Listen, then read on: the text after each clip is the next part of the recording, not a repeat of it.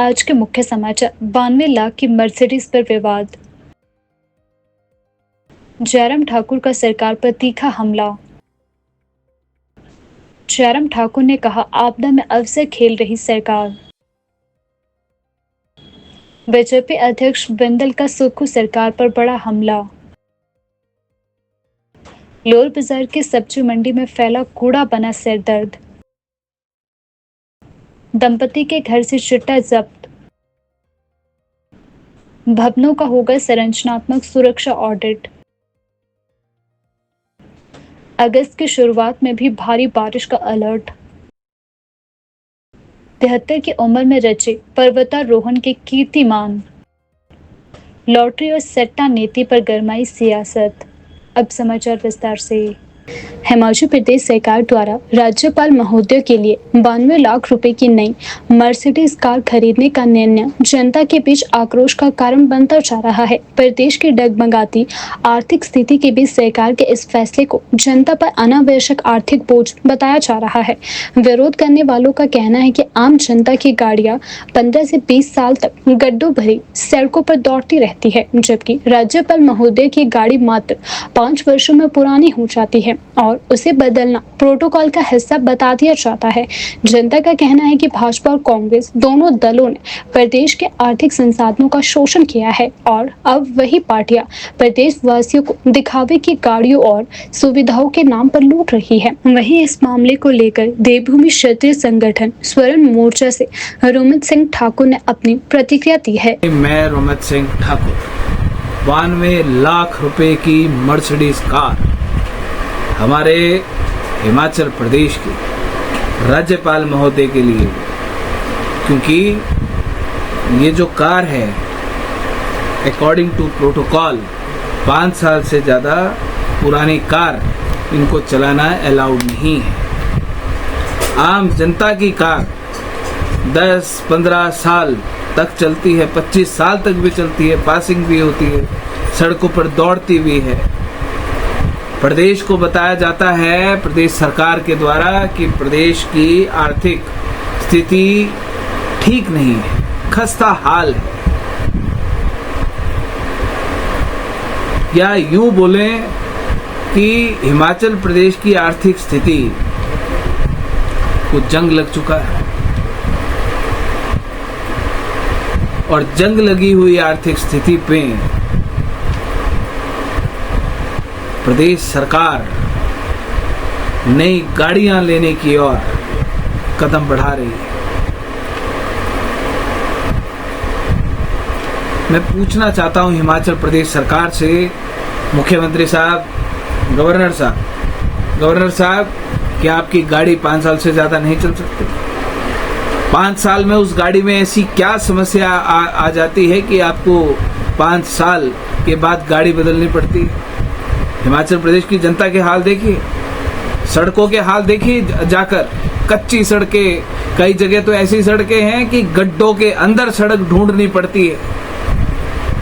उन गड्ढों में हिमाचल प्रदेश के लोगों की गाड़ियां दौड़ती हैं, वो तब भी नई गाड़ी बदलते, और आपकी गाड़ी वीआईपी सड़कों के ऊपर चलती है, एक खरोंच तक आपकी गाड़ी को आती नहीं, और 5 साल में आपकी गाड़ी बदलने की आवश्यकता पड़ जाती है। यह आम जनता के पैसे का दुरुपयोग है और ये दुरुपयोग रुकना चाहिए। किसी की भी शानो शौकत के लिए इस प्रकार के फैसले हिमाचल प्रदेश के आने वाले समय के लिए दुर्भाग्यपूर्ण है और मैं इस फैसले की कड़े शब्दों में मैं निंदा करना चाहता हूँ। हिमाचल प्रदेश में 4 दिन चली कैबिनेट बैठक के बाद लिए गए फैसलों को लेकर राज्य की सियासत गर्मा गई है। नेता प्रतिपक्ष जयराम ठाकुर ने राज्य सरकार पर गंभीर आरोप लगाते हुए कहा कि सुखविंदर सिंह सुक्खू की अगुवाई वाली सरकार व्यवस्था परिवर्तन के नाम पर जनता के भविष्य के साथ खिलवाड़ कर रही है। जयराम ठाकुर ने सबसे पहले सरकार के उस फैसले की आलोचना की जिसमें लॉटरी को वैध करने का निर्णय लिया गया है। उन्होंने कहा कि लॉटरी के कारण पहले भी न जाने कितने परिवार तबाह हो चुके हैं, लोगों के घर नीलाम हुए, आत्महत्याएं हुई, अब फिर वही काला दौर लाया जा रहा है। उन्होंने सरकार पर आरोप लगाया है कि वह आत्मनिर्भर हिमाचल के नाम पर भांग की खेती को वैध करने की तैयारी में है, जबकि दूसरी ओर स्कूल कॉलेज बंद करवाकर राज्य में शराब की खुली बिक्री को बढ़ावा भी दिया जा रहा है। अब सरकार लॉटरी वैध कर जनता की बचत पर भी हाथ साफ करने जा रही है। ये हिमाचल के हित में नहीं है, बल्कि एक खतरनाक प्रयोग है जो सामाजिक ताना बाना बर्बाद कर देगा। यह वाक्य जयराम ठाकुर ने कहा है। उन्होंने कहा कि भाजपा ने इस निर्णय की कड़ी निंदा की है। कहा है कि सरकार विकास की ओर नहीं, विनाश की दिशा में कदम बढ़ा रही है। हिमाचल प्रदेश में 4 दिन की कैबिनेट और कैबिनेट का ये लंबा मंथन आखिरकार निष्कर्ष पर पहुंचा। जो जानकारी हमको मिली कि हिमाचल प्रदेश में अब लॉटरी को लीगलाइज कर दिया गया है, यानी कि लॉटरी जो बंद की गई थी, बंद इसलिए की गई थी कि बहुत सारे परिवार तबाह हुए, कई घर नीलाम हुए, कई लोगों ने आत्महत्या की, उस कारण से बंद की थी। लेकिन व्यवस्था परिवर्तन का दौर में फिर से एक बार इसको लीगलाइज किया जाए, ये एक फैसला लिया गया, और जिसके कारण आने वाले समय में निश्चित रूप से एक हालात ऐसे बनेंगे कि प्रदेश में वही स्थिति फिर से हमारे सामने आएगी। और बहुत शोर डाला था एक्साइज को लेकर के, एक्साइज की बातें बहुत सारी हुई, शराब की दुकानें खोलने के लिए स्कूल बंद कर दिए गए, शराब बेचो, यहाँ बेचो, वहाँ बेचो, जैसे मर्जी बेचो, लेकिन उसके कारण भी हिमाचल प्रदेश में तबाही का दौर, बर्बादी का दौर हमने अपनी आंखों के सामने देखा है। ना ही प्रदेश को आय हुई, लेकिन पीढ़ी बर्बाद हुई। नशे के चलते पूरे हिमाचल प्रदेश में आप हालात देख ही रहे हैं। और कुल मिलाकर के मैं यही कहूँगा कि ऐसे फैसले जो प्रदेश को किस दिशा में ले जाएंगे, ये आने वाले समय में हम सब के लिए चिंता का विषय बना हुआ है। मैं इस फैसले की कड़ी निंदा करता हूँ। सदर थाना पुलिस ने नगर निगम हमीरपुर के कृष्णानगर वार्ड में नशे के खिलाफ बड़ी कार्यवाही करते हुए एक दंपति के घर से 74 ग्राम चिट्टा, 607 ग्राम चरस, 5 ग्राम अफीम और 2,19,260 रुपए नगद बरामद किए हैं। यह बरामदगी आरोपी के घर में अलमारी में बने एक सीक्रेट लॉकर से देर रात को बरामद की गई। यह जानकारी पुलिस को गुप्त सूचना के आधार पर प्राप्त हुई है। आशीष देव शर्मा 33 वर्षीय और उसकी पत्नी कल्पना शर्मा 27 वर्षीय के घर में तबीश दी गई। आरोपी दंपति वार्ड नंबर 2 कृष्णा नगर के मकान नंबर 98 में रहते थे। पुलिस जांच में सामने आया है कि आरोपी आशीष देव शर्मा के खिलाफ पहले से ही एनडीपीएस एक्ट और चोरी के 7 मामले दर्ज हो चुके हैं। पुलिस ने दोनों आरोपियों को अदालत में पेश किया, जहां से उन्हें 4 दिन के रिमांड पर भी भेज दिया गया है। विशेष बात यह है कि नशीले पदार्थों को छुपाने के लिए आरोपी ने अलमारी के दरवाजे के ऊपर एक गुप्त लॉकर बनाया था। ड्रग टेस्ट में आशीष चिट्टे का आदी पाया गया है, जबकि उसकी पत्नी कल्पना का टेस्ट नेगेटिव आया है। आशीष पहले हमीरपुर बाजार में मोबाइल फोन की दुकान चलाता था, जिसे अब किराए पर दे चुका है। वह पूर्व में नशा मुक्ति केंद्र में भी भर्ती रह चुका है। पुलिस के अनुसार आरोपी लंबे समय से इस धंधे में संलिप्त था। गौरतलब है कि आरोपी आशीष अपनी पत्नी और 2 छोटे बच्चों के साथ उसी घर में रहता था, जबकि उसकी मां अपनी बेटी के साथ अलग रहती है। इस कार्यवाही को पुलिस ने नशा तस्करी के खिलाफ एक बड़ी सफलता बताया है और आगे भी इस तरह की कार्यवाही जारी रहने की बात कही गई है। हिमाचल प्रदेश में लॉटरी का दोबारा वैध करने के फैसले को लेकर प्रदेश की सियासत गर्मा गई है। भाजपा प्रदेश अध्यक्ष डॉक्टर राजीव बिंदल ने इस निर्णय को लेकर मुख्यमंत्री ठाकुर सुखविंदर सिंह सुक्खू की सरकार पर सीधा हमला बोला है। उन्होंने कहा कि व्यवस्था परिवर्तन के नाम पर प्रदेश की जनता को गुमराह किया जा रहा है। शिमला के आशियाना में आयोजित एक प्रेस वार्ता में बिंदल ने कहा कि पहले भी लॉटरी की वजह से हजारों परिवार तबाह हुए थे, लोगों के घर नीलाम हुए और कई ने तो आत्महत्या जैसा कदम भी उठा लिया था। अब सुक्खू सरकार उसी तबाही को दोबारा दोहराना चाहती है। बिंदल ने हाल ही में हुई 4 दिन की कैबिनेट बैठक में लिए गए निर्णय पर सवाल उठाते हुए कहा कि सरकार की प्राथमिकताएं गलत दिशा में जा रही है। उन्होंने आरोप लगाया है कि सरकार लोगों की आर्थिक परेशानियों का फायदा उठाकर उन्हें लॉटरी के जाल में फंसा रही है ताकि राजस्व जुटाया जा सके। प्रदेश अध्यक्ष ने स्पष्ट करते हुए कहा कि भाजपा की सरकार जैसे ही हिमाचल में फिर सत्ता में आएगी, लॉटरी सिस्टम को तुरंत प्रभाव से बंद कर दिया जाएगा। उन्होंने दावा किया है कि प्रदेश की जनता कांग्रेस सरकार की नीयत और नीतियों को समझ चुकी है और आगामी चुनाव में इसका मुंहतोड़ जवाब भी दिया जाएगा। वो ड्रामा आने के बाद पिछले कल की कैबिनेट में हिमाचल प्रदेश के बेरोजगारों को एक और काम हमारी सरकार ने, कांग्रेस की सरकार ने, सुखविंदर सिंह सुक्खू जी की सरकार ने दे दिया है कि बाजार में जाओ, लॉटरी खरीदो। उस लॉटरी से आपको पैसा मिलेगा और वो सरकारी लॉटरी है और वो लॉटरी बहुत दमदार है क्योंकि वो सुक्खू सरकार की लॉटरी है। वो लगेगी लगेगी। लॉटरी खरीदो, लॉटरी बेचो, बसों में जाओ और आ जाओ, ले लो लॉटरी, ले लो लॉटरी, ले लो लॉटरी, लॉटरी बेचो और लॉटरी खरीदो।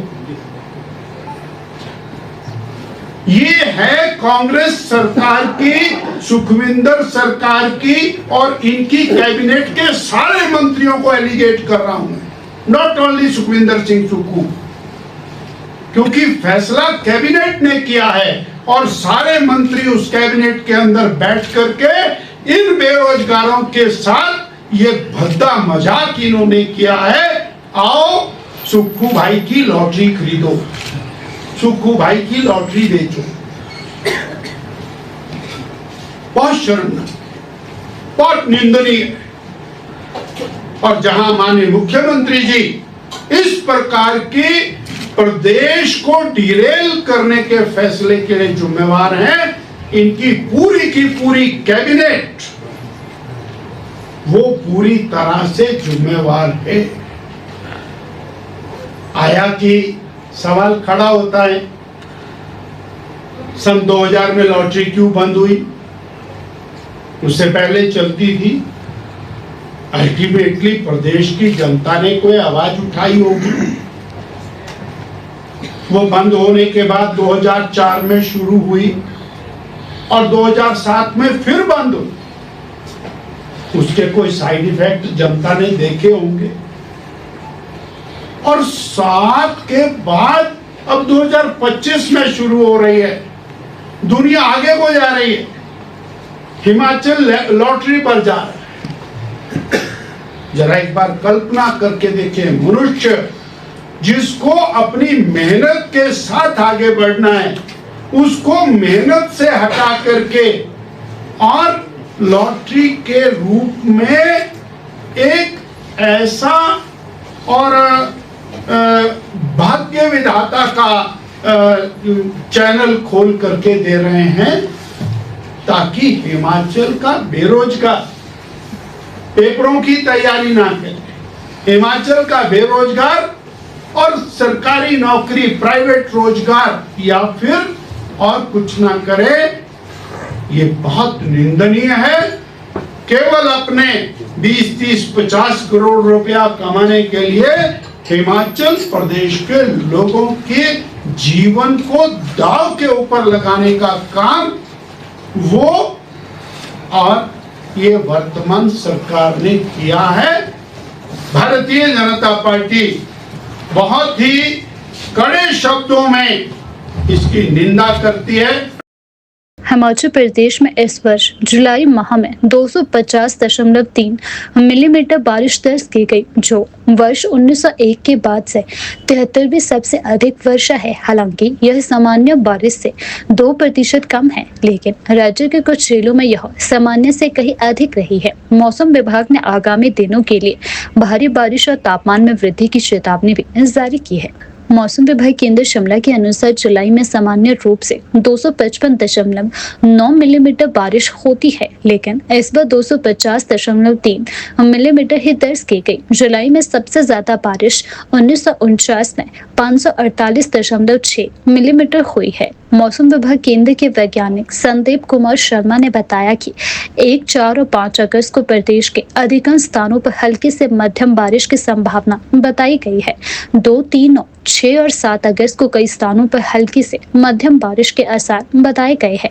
1 अगस्त को चंबा, कांगड़ा और मंडी जिलों में भारी से बहुत अधिक भारी बारिश का ऑरेंज अलर्ट भी जारी कर दिया गया है। 2 और 5 अगस्त के बीच प्रदेश के कुछ हिस्सों में येलो अलर्ट के तहत भारी बारिश हो सकती है। मौसम विभाग ने बताया है कि अगले 2 से 3 दिनों में अधिकतम तापमान में 2 से 4 डिग्री सेल्सियस की बढ़ोतरी हो सकती है। हालांकि यह अस्थायी होगा क्योंकि मानसून की सक्रियता बनी रहेगी। हिमाचल प्रदेश के अधिकांश क्षेत्रों में सामान्य या सामान्य से अधिक वर्षा होने का पूर्वानुमान है। ऐसे में भूस्खलन, सड़क बंद होने और बाढ़ जैसी आपदाओं की आशंका बनी रहती है।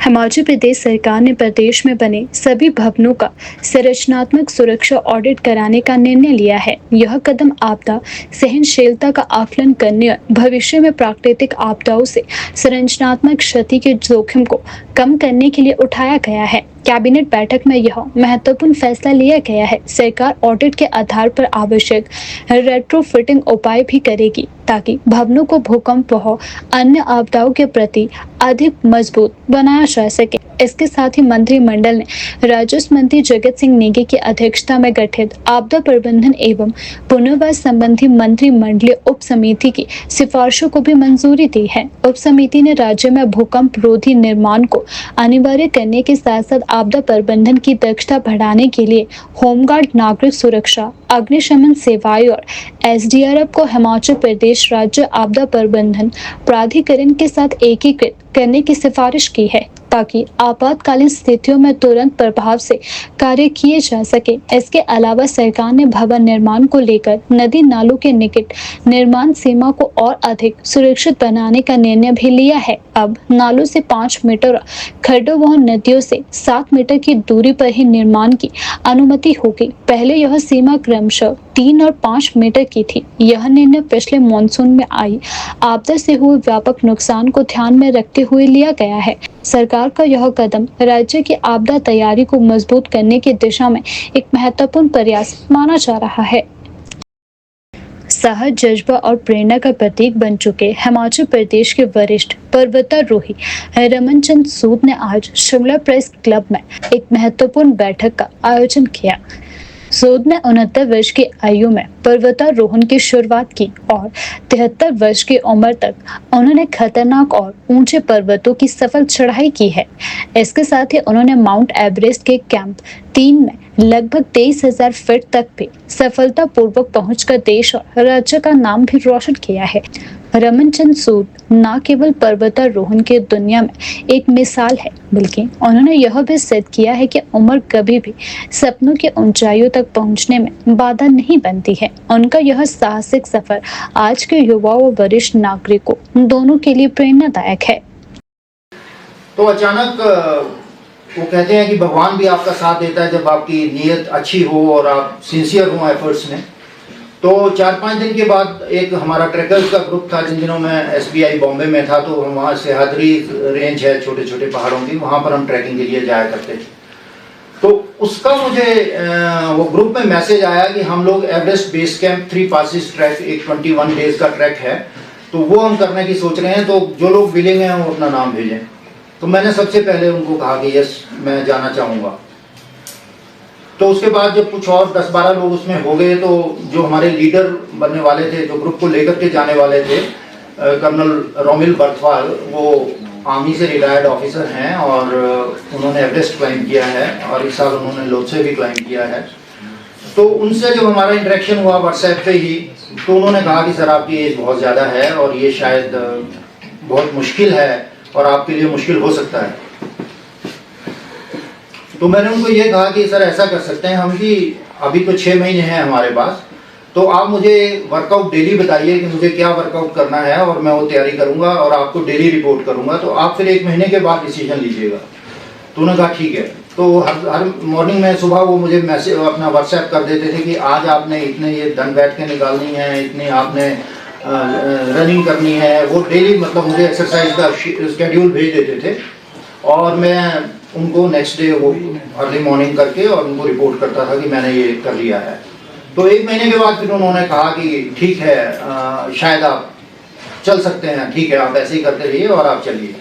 तो जब हम उस ट्रैक पे गए तो मतलब मुझे बड़ा कॉन्फिडेंस हुआ इस चीज़ से कि बाकी जितने लोग थे वो सारे 35, 40, 25 साल, एक लड़की 17, 18 साल की भी थी, वो सारे यंगस्टर्स थे और मैं था जो लगभग 70 टच कर रहा था। तो थ्रू आउट मैं उनके साथ बराबर चला और इनफैक्ट कई बार तो मुझे कर्नल रोमिल ने भी कहा कि सर आप थोड़ा धीरे चलिए, बाकी लोग परेशान हो रहे हैं। तो उससे मुझे काफ़ी कॉन्फिडेंस मिला। वो शायद मेरे अंदर जो ये पहाड़ों में रहना, बचपन से पहाड़ों में रहा था या शिमला में रहा था, इनफैक्ट बैंक में भी 2 साल मैं काजा में भी रहा, 77-78 में, वहाँ भी मैंने 2 साल नौकरी की काजा ब्रांच में। तो वो शायद एक्सपीरियंस या मेरी बॉडी को जो एक्सपीरियंस था प्रोबेबली वो हेल्प कर रहा था। तो उसके बाद कर्नल रोमिल ने मुझे कहा कि सर मैंने देखा है, आपको ऑब्जर्व किया है, आप में भी थोड़ी जान बची हुई है, तो आप माउंटेनियरिंग स्टार्ट कीजिए। तो मैंने कहा सर आप क्या बात कर रहे हैं, मैं ट्रैकिंग तो ठीक है, माउंटेनियरिंग 69 की एज पे। तो वो बोले सर आप कोशिश कीजिए, मुझे भरोसा है कि आप कर लेंगे और ये मेरी गारंटी है कि आप जहाँ भी जाएंगे सबसे ओल्डेस्ट इंडियन होंगे आप, क्योंकि कहते हैं आज तक कोई भी 69 ईयर्स का इंडियन जो है वो माउंटेनियरिंग में नहीं आया है। I am very sure about it. और अभी भी 50 साल के बाद आमतौर पर लोग ये छोड़ देते हैं उम्मीद की भाई अब क्या करना है, और फिजिकल एक्टिविटी ज़्यादा नहीं रहती है।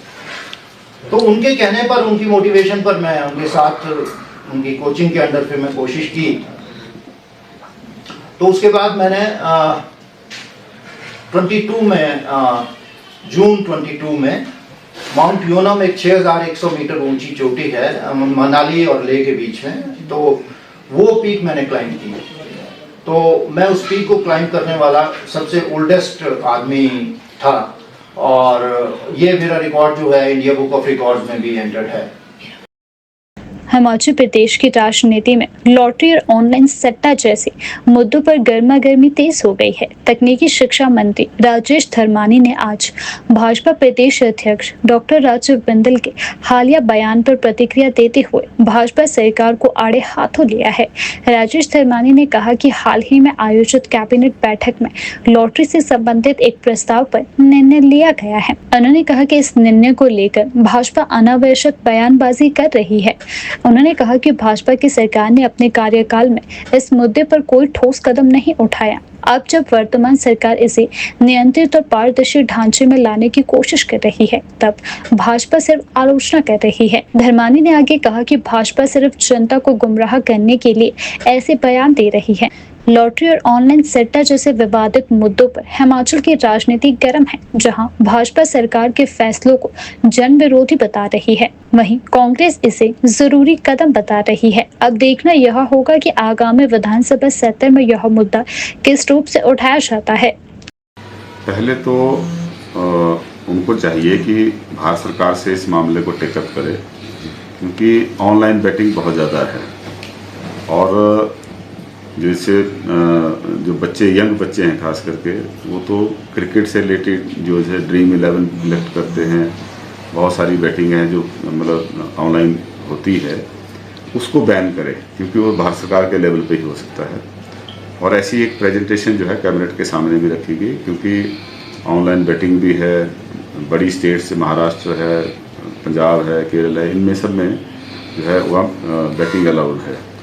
और इलीगल बेटिंग बहुत होती है जिसको सट्टा बोलते हैं। सट्टे में जो है लोगों का बहुत नुकसान होता है। तो जो सरकारी रिपोर्ट थी वो यही थी कि अगर इसको लीगलाइज किया जाए तो हम लोगों की एक्सप्लॉयटेशन को से उसको बचा सकते हैं। और जो अवैध तौर पे सट्टा खेला जाता है और जो ऑनलाइन बेटिंग होती है जिसकी वजह से करोड़ों रुपए जो है हिमाचल से बाहर जा रहा है हर दिन जो है लगातार, क्योंकि लूज़र ज़्यादा होते हैं इसमें, विनर कम होते हैं। तो वो ऑनलाइन बेटिंग से तो पैसा स्टेट से बाहर जा रहा है, ना उसके ऊपर कोई टैक्स है, ना कोई इसमें कंट्रोल किसी तरह से। तो ऐसी स्थिति, ऐसी जब प्रेजेंटेशन हुई तो फिर उसके ऊपर फिर सहमति है वो बनाई गई, क्योंकि अल्टीमेटली जो है लार्जर गुड जो है देख के ही ध्यान में जब लाया गया। तो उसी तरीके से भारतीय जनता पार्टी की सरकार के जो आखिरी दिन थे, आखिरी जो 6 महीने थे, उसमें इन्होंने ऐसे फैसले लिए जिसमें इन्होंने ये देखा कि जिम्मेवारी हमारी बनेगी नहीं और इलेक्शन के बाद जो सरकार बनेगी उसको भुगते हैं। अगर ये सच्चे हितैषी जनता के होते तो 4.5 साल इनको निर्णय लेने से किसने रोका था? वो निर्णय लेते, पैसे का प्रबंध करते, नए संस्थान खोले गए, भर्ती कोई नहीं की गई। कांग्रेस सरकार के समय में अभी तक के 2.5 सालों में जितनी सरकारी भर्तियां हुई हैं उतनी बीजेपी के 5 सालों में नहीं हुई। हमने उससे ज़्यादा भर्तियां अब तक की हैं। लेकिन जो इन्होंने बिना सोचे समझे, बिना जो वित्तीय प्रबंध किए, बिना भर्तियां किए जो संस्थान खोले थे, और महज इसलिए ताकि ये इलेक्शन जीत सके। लेकिन हिमाचल की जनता समझदार है, उन्होंने उसको अप्रिशिएट नहीं किया और यही कारण रहा कि तमाम जो इन्होंने हथकंडे अपनाए उनको जो है जनता ने नकार दिया। राजधानी शिमला की लोअर बाजार स्थित सब्जी मंडी में इन दिनों कूड़ा कचरा एक बड़ी समस्या बनकर उभरा है।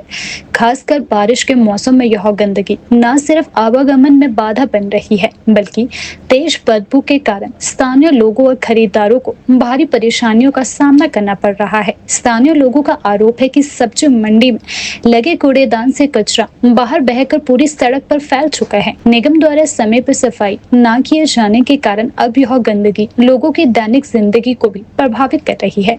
सब्जी मंडी में खरीदारी के लिए आने वाले ग्राहकों का कहना है कि गंदगी और बदबू के चलते मंडी में टिकना मुश्किल हो गया है। कई लोग सब्जियां लिए बिना ही वापस लौट जाते हैं, जिससे व्यापारियों की बिक्री पर भी असर पड़ रहा है। स्थानीय दुकानदारों ने बताया कि उन्होंने कई बार नगर निगम से शिकायत की है, लेकिन कोई स्थायी समाधान अब तक नहीं निकल पाया है। उनका कहना है कि बारिश के साथ बहता गंदा पानी मंडी में मौजूद फलों और सब्जियों को भी नुकसान पहुंचाता है। साफ सफाई के नाम पर केवल कागजी कार्यवाही हो रही है, लेकिन जमीनी स्तर पर गंदगी ही गंदगी दिखाई दे रही है। शिमला की सबसे व्यस्त सब्जी मंडियों में से एक लोअर बाजार आज सफाई व्यवस्था की लापरवाही का शिकार बन चुकी है। प्रशासन से उम्मीद की जा रही है कि वह तत्काल सफाई अभियान चलाकर स्वच्छता सुनिश्चित करे, ताकि लोगों की सेहत और जनजीवन पर संकट न बढ़ पाए। हिमाचल प्रदेश में हालिया प्राकृतिक आपदा से मची तबाही के बीच नेता प्रतिपक्ष जयराम ठाकुर ने प्रदेश सरकार और कांग्रेस नेताओं पर गंभीर आरोप लगाए हैं। उन्होंने कहा कि सरकार आपदा प्रबंधन में पूरी तरह से नाकाम रही है और अब आपदा में अवसर तलाशने का शर्मनाक खेल चल रहा है। शिमला में जारी बयान में नेता प्रतिपक्ष जयराम ठाकुर ने कहा कि उनके विधानसभा क्षेत्र में सड़कों के बंद होने के चलते स्थानीय लोग खुद अपने खर्च पर रास्ते खुलवा रहे हैं। जेसीबी और एलएनटी मशीनें दानी सज्जनों ने निःशुल्क दी है, जबकि डीजल का खर्च प्रभावित जनता खुद उठा रही है। सरकार जहां मशीनें भेजने में नाकाम रही, वहां जनता ने एकजुट होकर खुद रास्ते खोले हैं। लेकिन अब कांग्रेस के नेता उन्हीं सड़कों के नाम पर भी अपने बिल पास करवाने के लिए लोक निर्माण विभाग PWD के अधिकारियों पर दबाव बना रहे हैं। यह वाक्य जयराम ठाकुर ने कहा है। उन्होंने यह भी आरोप लगाया है कि मुख्यमंत्री के करीबी नेता भी इस शर्मनाक प्रयास में शामिल है, जिससे पीड़ित जनता में भारी आक्रोश है। जयराम ठाकुर ने बताया कि तेजी गांव में 1 महीने पहले 11 लोगों की जान चली गई, लेकिन अब तक PWD एक भी जेसीबी मशीन नहीं भेज पाया है। वहां भी स्थानीय स्तर पर आपसी सहयोग से रास्ता खोला गया है। यही कहना चाह रहा हूं कि 1 महीना हो गया, अभी तक सारी व्यवस्थाएं अस्थायी हैं। सड़क सुबह बनती है, दोपहर को टूट जाती है, दोपहर को बनती है, शाम को टूट जाती है। बहुत सारी सड़कें अभी तक अवरुद्ध पड़ी हैं। अभी प्रमुख सड़कों पर काम लगाया है। हमने सरकार की मदद करने के लिए प्राइवेट जेसीबी और जो जेसीबी के अलावा जो बड़ी मशीनें होती हैं उनको देने के लिए आग्रह किया। बहुत सारे लोगों ने दी है। कुछ लोगों ने बिना पैसे के वहाँ पर जेसीबी भेजी हुई हैं, मशीनें भेजी हैं, वो काम कर रही हैं। और कुछ लोगों ने कहा कि तेल का हमारे डालने का इंतज़ाम करिए, उस तरह से हम मदद करेंगे। और जेसीबी एलएनटी दोनों इस प्रकार से काम, लगभग 22 मशीनें मेरे विधानसभा क्षेत्र के अंतर्गत इस वक्त लोगों के सहयोग से काम कर रही हैं। हमारी मंशा है लोगों की पीड़ा कम हो, लोगों की सड़कें बंद पड़ी हैं, उन सड़कों को हम जल्दी खोल सके। और मुझे इस बात को लेकर के अफसोस जरूर है कि जिन सड़कों को हम खोल रहे हैं, कांग्रेस के लोग इस काम में लगे हैं कि उन सड़कों को खोलने के बिल उनके नाम पर बन सके। इस काम में लगे हुए लगातार PWD डिपार्टमेंट के अधिकारी के ऊपर इस बात के लिए दबाव डाला जा रहा है, सड़क तो खुल गई, ये टेंडर हमारे नाम पर करिए। मशीन प्राइवेट लोगों ने दी, बिना पैसे के दी, टेंडर लगा करके अपने नाम पर पैसा कमाना चाह रहे हैं। और एक नेता तो मुख्यमंत्री के बहुत करीब है, टेंडर लगना था सड़क जलजहली का, हमारा खुथा के पास जो है वो सारा संपर्क टूट गया, क्योंकि वहां से आगे जाने की गुंजाइश नहीं रही। प्राइवेट व्यक्ति से निवेदन करके हम सब लोगों ने उसकी प्राइवेट लैंड से रास्ता निकाला सड़क को आगे पहुंचाने का, और वहां टेंडर लगना था। टेंडर मुझे ही दिया जाए, मेरे ही नाम होना चाहिए, इसके लिए दबाव डाल करके अभी तक वो टेंडर की प्रक्रिया पूरी नहीं हुई। ये कांग्रेस के नेताओं की हालत है हमारे सराज विधानसभा क्षेत्र के अंतर्गत, बहुत ही दुर्भाग्यपूर्ण है। और ऐसे लोगों को शय और शरण दोनों चीजें सरकार की ओर से दी जा रही है। मैं आदरणीय प्रधानमंत्री जी का दिल से आभार व्यक्त करता हूं कि उन्होंने समय दिया, और विशेष तौर से अब की बार की ये जो हमारी भेंट थी, मुलाकात थी, ये स्पेसिफिक एक विषय पर थी जो हिमाचल प्रदेश में बारिश के कारण जान माल की क्षति हुई है। मैंने पूरी डिटेल में बातचीत की है और उनसे मैंने निवेदन किया है कि आपने हिमाचल प्रदेश के लिए लगातार मदद की है। 2023 के बाद अब तक हिमाचल प्रदेश को लगभग 5,000 करोड़ रुपए की मदद हमारे यहाँ प्रदेश सरकार को प्राप्त हो चुकी है। डिजास्टर में पैसा सैंक्शन होना चाहिए। जैसे हमारे विधानसभा क्षेत्र में वाटर सप्लाई का नुकसान हुआ तो वाटर सप्लाई का प्रोजेक्ट बनना चाहिए।